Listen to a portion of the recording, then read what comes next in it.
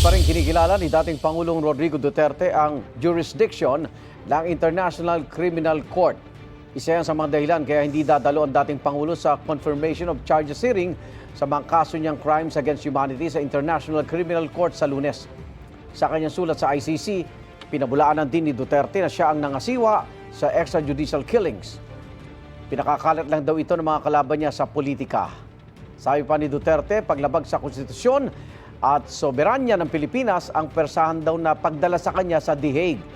Ang anyay pagkidnap sa kanya ay pinamunuan daw ni Pangulong Bongbong Marcos. Dati nang sinabi ng Malacanang na ang pag-turnover kay Duterte sa ICC ay bilang pagtupad ng gobyerno sa tungkulin nito sa International Police Organization. Dagdag ni Duterte sa kanyang liham, pinaubayan na niya sa kanyang abogado at defense team ang pag-challenge sa mga ebidensya ng prosekusyon. Igan, mauna ka sa mga balita, mag-subscribe na sa GMA Integrated News sa YouTube para sa iba't ibang ulat sa ating bansa.